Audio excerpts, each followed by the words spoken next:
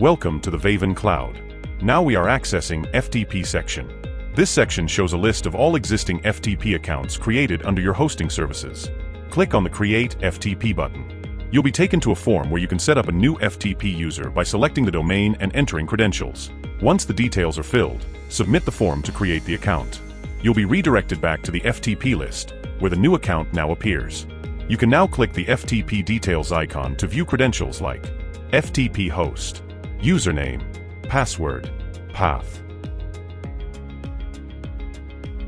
We can connect it via FileZilla.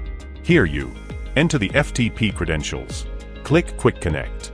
Once connected, you'll see the contents of the Vaven test folder under the Remote Site section.